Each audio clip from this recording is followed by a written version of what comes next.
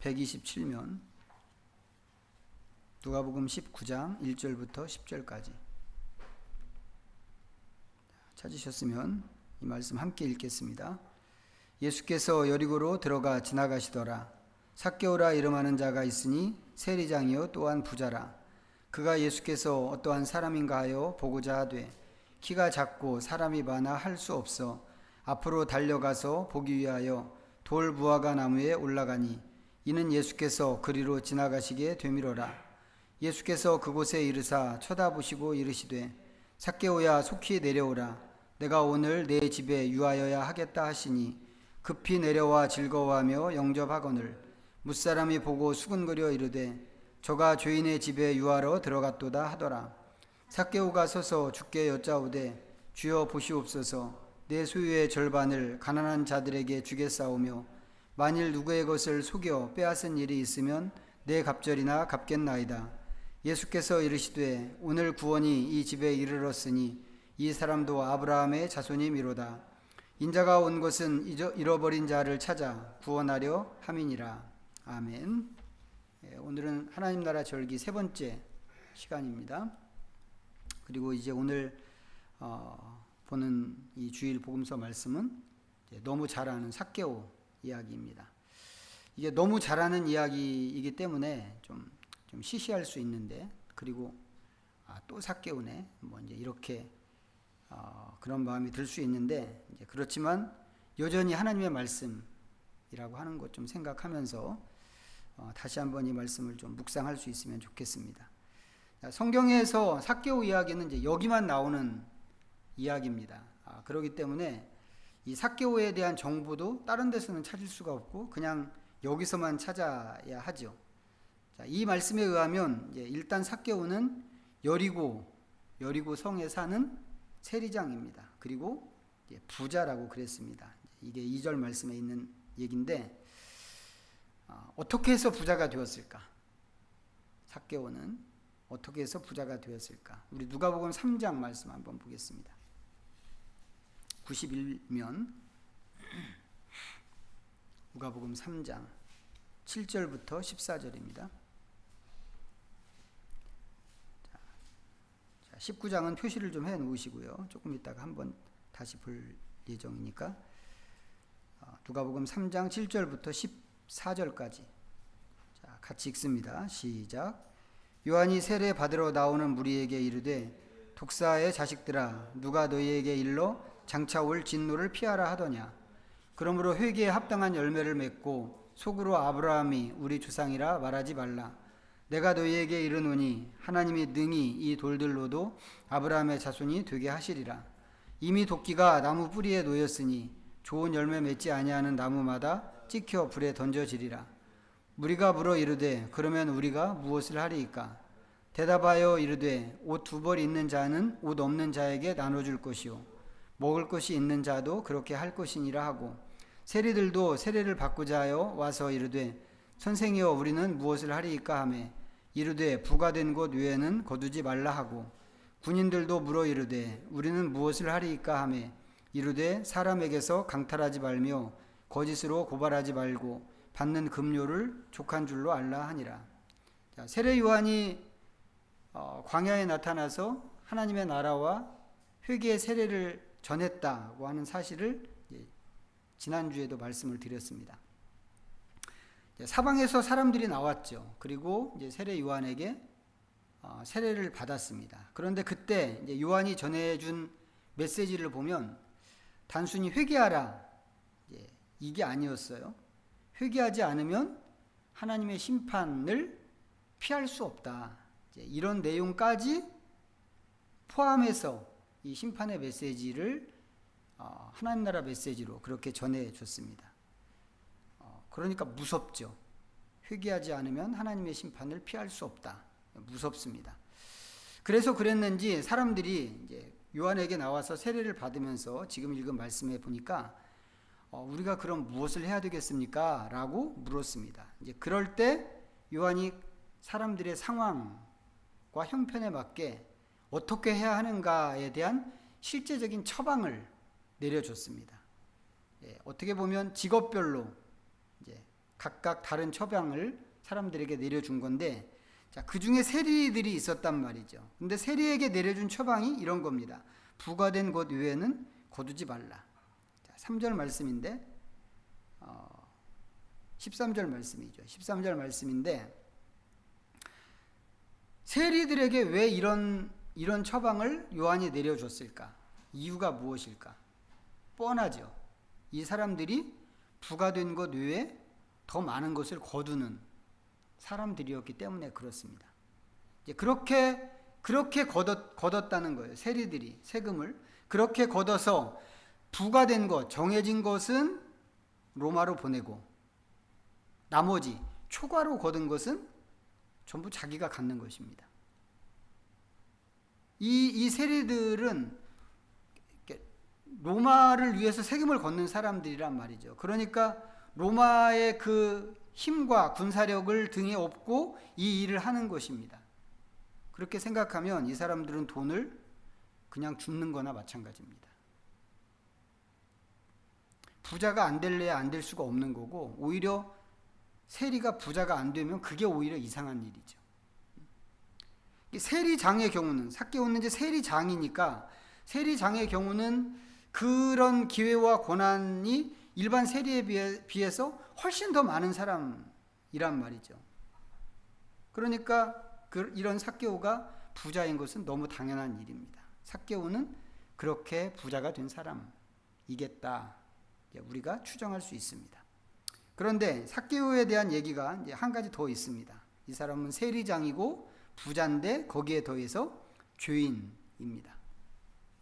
이 말씀, 오늘 말씀이죠. 오늘 말씀 19장으로 돌아가서 보면 7절 말씀에 보면 나오는데, 예수님께서 삭개오의 집에 들어가십니다. 근데 그걸 본 사람들이 수군거렸어요. 그러면서 자기들끼리 하는 얘기가 뭐냐면, 저가 죄인의 집에 유하러 들어갔도다, 이것입니다.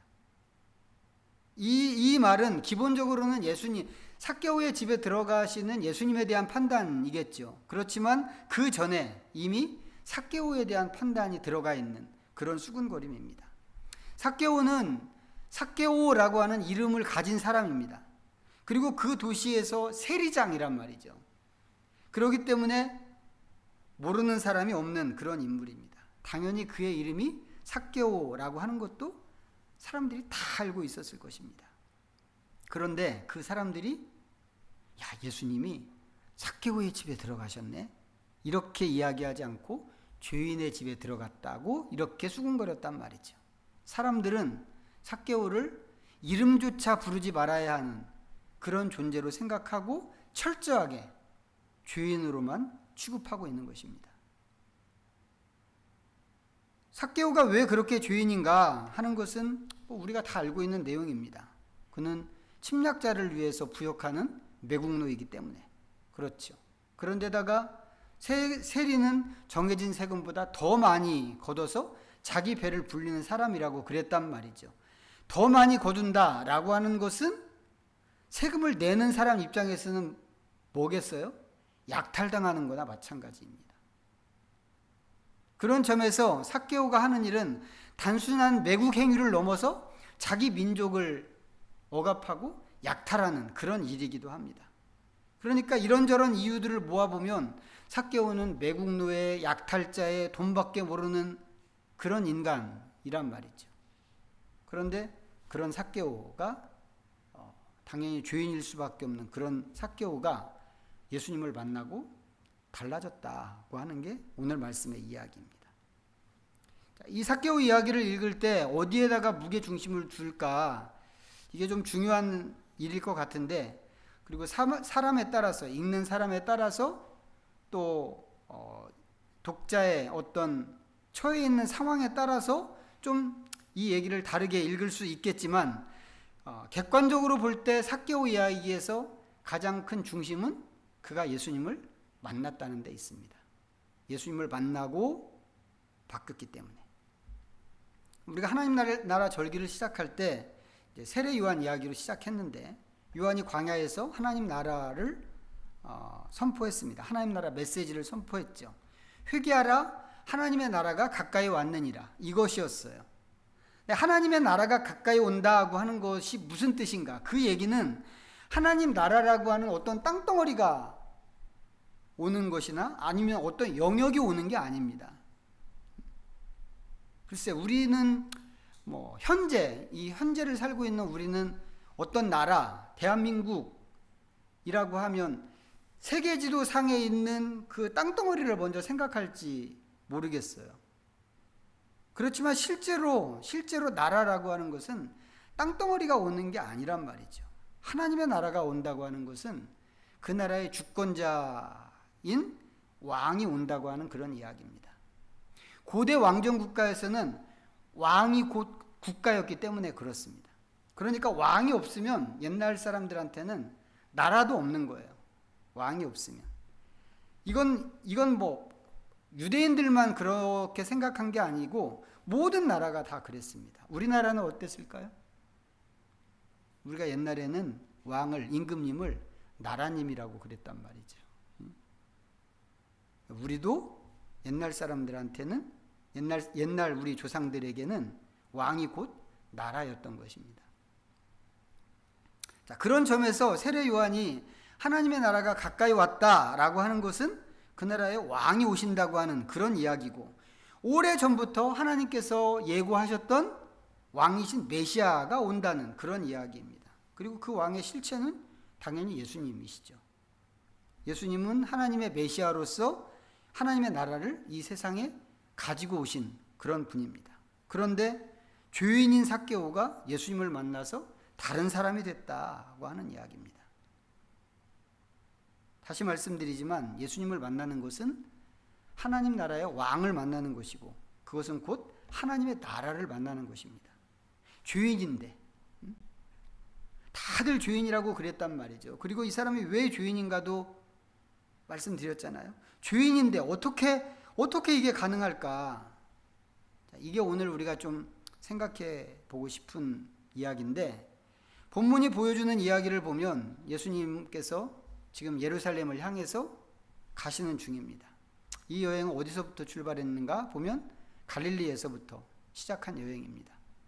예수님께서는 누가복음 9장에서 예루살렘으로 가시기로 결심하시고 갈릴리를 출발하셨습니다. 그리고 이제는 여리고를 통과하는 그런 상황이었습니다.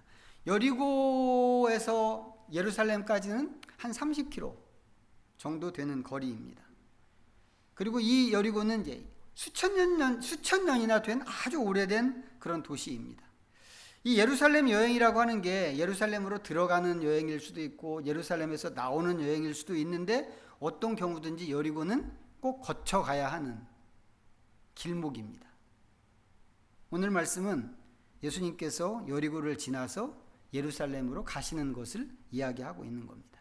그런데 삭개오가 바로 여기 여리고에 사는 사람이라고 그랬단 말이죠. 삭개오는 예수님이 지나가신다는 이야기를 들었던 것 같습니다. 그리고 여기 말씀에 있는 표현대로 하면 그가 어떤 사람인가 생각하고 보고자 했습니다. 그가 어떤 사람인가 보고자 했다고 하는 말은 무슨 얘기겠어요? 삭개오는 지금까지 예수님을 한 번도 본 적이 없는 겁니다. 그냥 소문으로 그런 분이 계시다고 하는 것을 들었을 그 정도였겠죠. 그게 예수님을 특별한 선지자라고 이야기하는 소리였을 수도 있고, 아니면 이제 성경에 보면 마태복음 같은 데 보면 예수님의 말씀을 들었던 사람들이 깜짝 놀랐잖아요. 예수님의 말씀이 너무 권위가 있어서 보통 바리새인과 율법 교사들, 서기관들이 이야기하는 것과 너무 다르다고 하면서 깜짝 놀랍게 생각한 게 있으니까 예수님을 특별한 랍비라고 하는 그런 소문을 들었을 수도 있습니다. 어쨌거나 삭개오는 예수님을 한 번도 본 적은 없지만 소문은 들었고, 이번에 한번 봐야겠다, 보면 좋겠다라고 생각을 했고, 이런 생각을 갖기까지 그 이전에 이미 어떤 분일까라고 하는 궁금증 같은 것은 삭개오 안에 있었던 것 같습니다. 그런데다가 오늘 말씀 보면 이제 바로 앞에서 여리고에 들어오시기 직전에 예수님께서 길가에 앉아서 구걸하는 맹인의 눈을 뜨게 하셨습니다. 이 맹인은 어떤 맹인인가? 늘 거기 앉아서 구걸을 하는 그런 맹인입니다. 그렇기 때문에 여리고 사람은 다 아는 그 맹인이란 말이죠. 그런데 그 맹인이 예수님에 의해서 눈을 뜨고 보게 되었습니다. 도시가 발칵 뒤집어질 만한 일이죠. 어떻게 이런 일이 생겼지? 라고 사람들이 생각했을 것이고, 그 소문이 이 도시, 여리고 도시 전체로 아주 금방 순식간에 퍼졌을 것 같습니다. 삭개오도 당연히 들었겠죠. 그러면서 더더욱 예수님을 보고 싶다고 생각을 했을 것 같습니다. 그래서 예수님께서 지나가시는 길로 나갔습니다. 사람들이 너무 많았죠.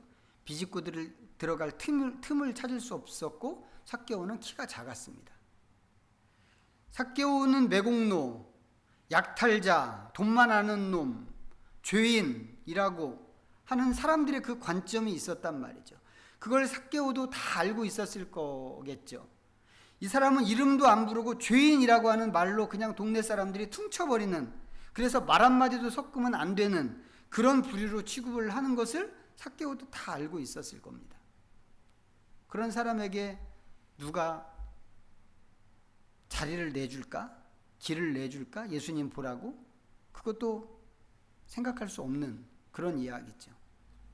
삭개오도 그런 거 잘 알고 있었을 것 같아요. 그래서 선택한 게 앞으로 달려나가는 거였습니다. 오늘 말씀에 앞으로라고 하는 것은 예수님께서 가시는 그 방향입니다. 예수님께서 이렇게 가시면 저 앞으로 가는 거예요. 예수님보다 훨씬 앞으로. 군중들은 예수님을 따라서 움직이니까 예수님이 가시는 방향으로 미리 가 있으면 사람들한테 방해받지 않고 예수님을 볼 수 있는 거죠. 그래서 저만큼 미리 앞서 가서 그 근처에 있는 길가에 있는 돌 무화과 나무 위로 올라가서 기다렸습니다. 이 장면 한번 상상해 보세요. 우리가 너무 잘 아는 얘기지만 삭개오가 이 돌 감람나무 위에 올라가 있는 그 장면, 이게 과연 자연스러운 모습인가? 저는 되게 이상한 장면으로 보일 것 같거든요. 아무리 도시 전체가 삭개오를 인정하지 않는다고 하더라도 삭개오는 성인에다가 세리장이었습니다. 유대인들은 뒤에서 욕하고 매국노 치고 파고 하지만 그래도 삭개오가 상대하는 사람들, 물론 세금을 받을 때는 일반 백성들을, 유대인들을 상대하겠지만 그 세금과 관련해서 또 장부를 정리하고 보고하고 돈을 갖다 주고 할 때 상대해야 되는 사람들이 있을 거란 말이죠. 지체 높은 사람들, 로마 지휘관들, 아니면 사령관이나 아니면 총독을 만나는 몇 안 되는 그런 신분일 수도 있습니다.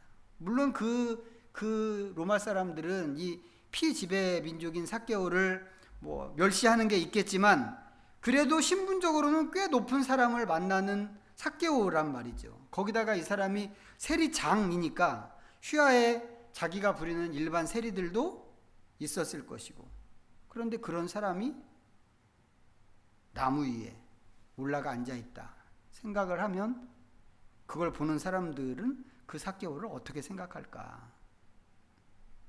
저는 이것도 참 쉽지 않은 일일 것 같은데 삭개오가 기꺼이 이렇게 했습니다. 왜 그랬을까요? 삭개오는 왜 이렇게 채신머리 없는 행동을 하면서까지 예수님을 보려고 한 것일까?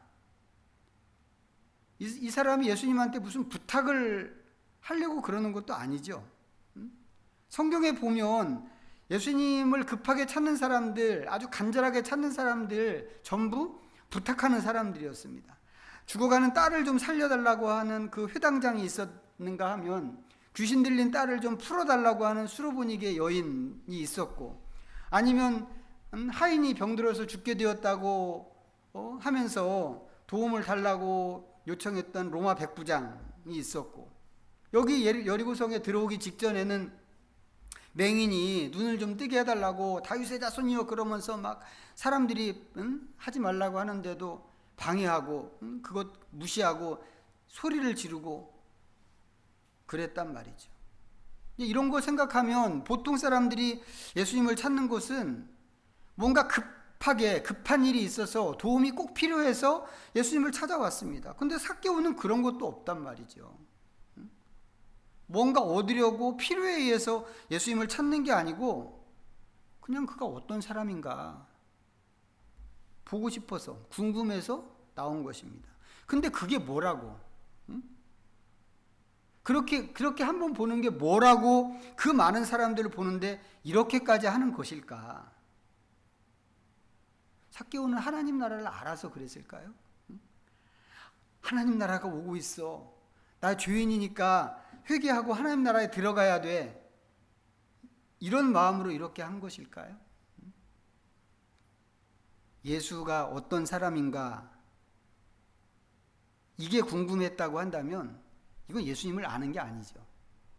그리고 예수님을 충분히 알지 못했다고 하면 하나님 나라도 아는 게 아닙니다. 그럼 뭘까? 우리가 그 이유는 참 알 수가 없는데 어떤 일에 대해서 나도 모르게 마음이 움직이는 그런 경우가 있죠. 그런 이야기를 하는 사람들도 종종 있고 우리 주변에 또 우리도 가끔은 그런 때가 있습니다. 불현듯 어떤 생각이나 마음이 불현듯 이렇게 생기는 겁니다. 그렇기 때문에 이렇게 무시해도 되고 그런 생각은 무시해도 되고 또 보통은 무시합니다. 그런데 어떤 경우는 꼭 해야 되겠어 라고 하는 그런 강한 마음이 생길 때가 있단 말이죠.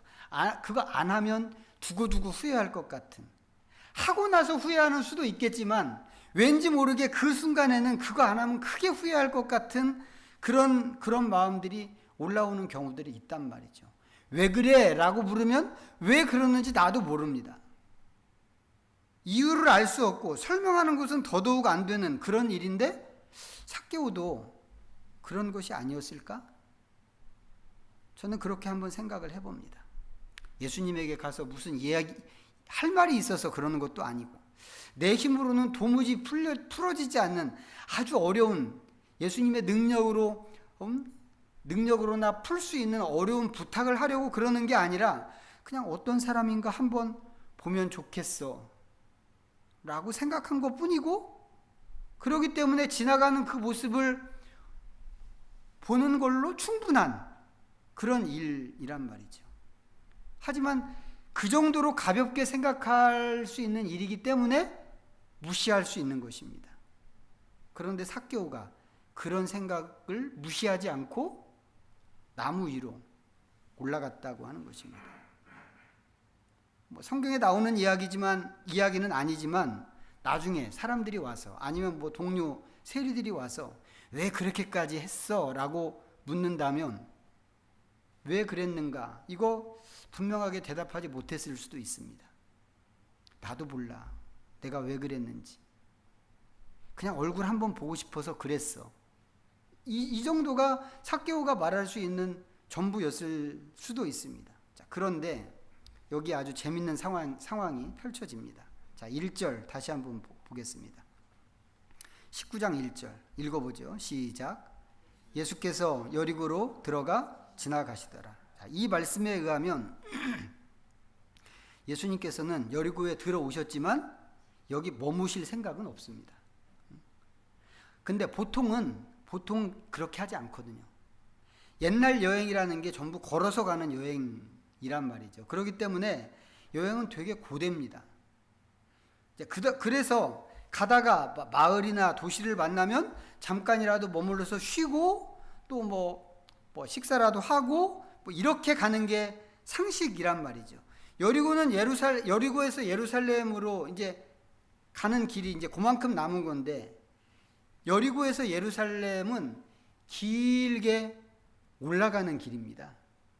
등산처럼. 예루살렘이 워낙 고지대이기 때문에 올라가는 길이란 말이죠.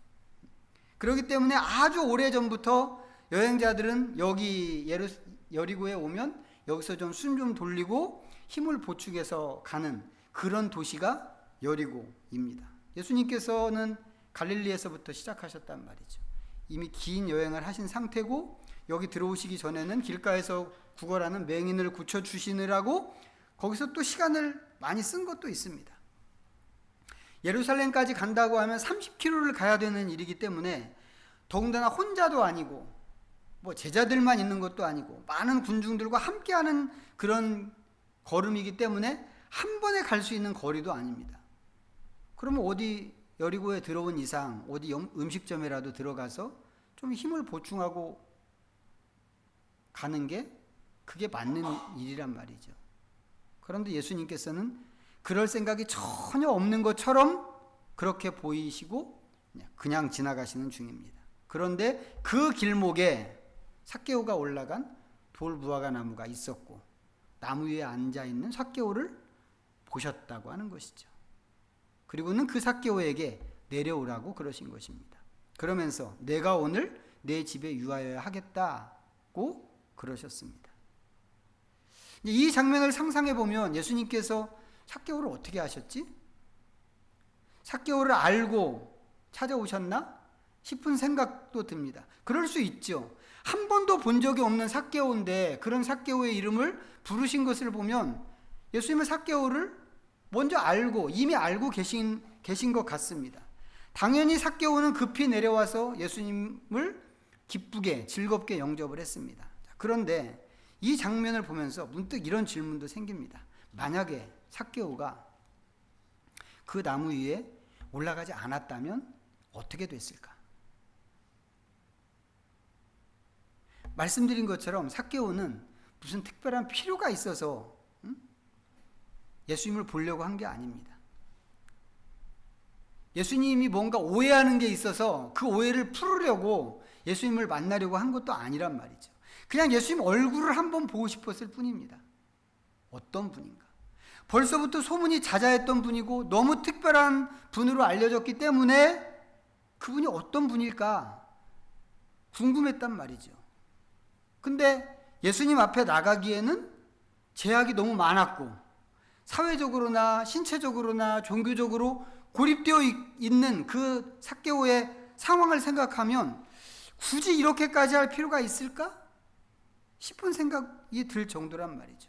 그런데 삭개오가 마음에서 올라오는 그 생각을 무시하지 않고 나무 위에까지 올라가서 기꺼이 그 얼굴을 보기로 했다고 하는 것입니다. 그게 삭개오로 하여금 예수님을 만나게 한 중요한 요인이었다고 생각합니다. 그런데 그 삭개오를 보면서 예수님께서 삭개오야 내려오라. 내가 오늘 니네 집에 들어가야 되겠다. 라고 말씀을 하신 것입니다.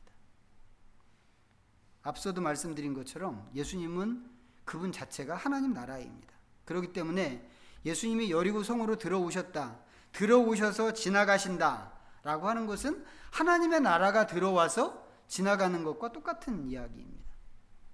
그런데 삭개오가 그 길목을 지키고 있었기 때문에 그게 물론 하나님의 나라라고 생각한 것은 아니었을 것이고 그럴 의도도 없는 것처럼 보이지만 하나님의 나라가 지나가는 길목을 지켰기 때문에 거기서 예수님을 만나고 하나님의 나라를 만날 수 있었던 것이다.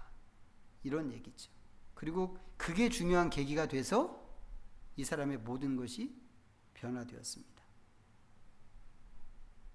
지난번에 하나님께서 구원의 비밀을 어린아이들에게 나타내신다고 그랬는데 삭개오는 어린아이 같은 그런 자세로 희미하게 다가오는 하나님 나라에 반응한 그런 사례라고 할 수 있습니다. 그가 가지고 있었던 제약에도 불구하고 포기하지 않고 그 마음의 울림을 따라간 것, 그게 그런 거죠. 하나님 나라는 이렇게 시작하는 것입니다. 거창하게 시작하는 게 아니고 이렇게. 이게 너무 작아서 그 모습이 너무 작아서 이게 정말 하나님 나라와 관계 있는 일일까?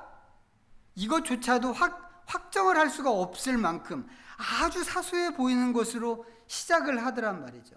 그렇지만 그것에, 그 조그만 것에 아이처럼 반응하고 거기에 또 반응하고 하면서 하나님 나라에 대한 인식과 깨달음이 점점 깊어지는 것이죠. 그리고는 결국에는 하나님이 바라시는 일에 깊이 뛰어드는 그런 모습으로까지 자라가는 것입니다. 당연히 우리한테도 그런 태도가 있어야 하겠죠. 그리고 그렇게 되는 게 우리의 꿈이자 우리의 기도 제목이 되어야 하는 그런 일입니다. 하나님과 관련된 어떤 마음들, 마음의 울림들, 그런 게 가끔 있죠. 없을 수는 없죠. 하다못해 내가 이제부터 예수님을 잘 믿어봐야 되겠어. 내가 이제부터 나도 성경을 좀 열심히 읽어봐야 되겠어. 이런 마음들이 슬그머니 올라올 때가 있단 말이죠. 그럴 때 어떻게 할 건가? 미루지 말고 내일부터 하지. 미루지 말고 또 포기하지 말고 그저 순수한 태도로 우리가 반응해야 하는 그런 이유입니다. 그것이 우리에게 올라온, 나도 모르게 올라오는 그런 생각들과 그런 마음들이 하나님 나라와 결정적으로 관계 있는 그런 일일 수 있기 때문에 그렇단 말이죠. 아무쪼록 우리 모두가 또 각자가 정말 그렇게 해서 언제든지 삭개오가 만난 예수님과 하나님 나라를 내 것으로 삼을 수 있으면 정말 좋겠습니다. 기도하겠습니다. 우리 말씀 생각하면서 우리 잠시 하나님 앞에 묵상으로 나갑니다.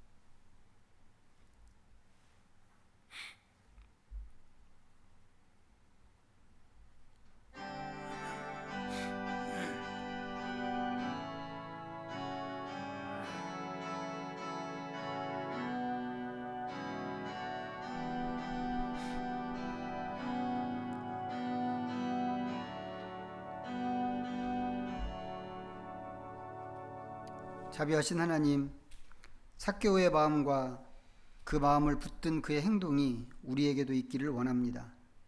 거창한 하나님의 나라를 발견하는 것이 아니어도 세미한 울림으로 오는 하나님의 나라를 미루거나 무시하거나 포기하는 일이 없어야 하겠습니다. 우리의 생애와 삶에서 또 우리의 인격에서 무심히 지나가 버리는 하나님의 나라가 되지 않게 하시고 어린아이 같은 모습으로 주님의 다가오시는 흔적과 기회를 붙잡게 하여 주시옵소서. 예수님의 이름으로 기도하옵나이다. 아멘. 모두 자리에서 일어나셔서 찬송가 634장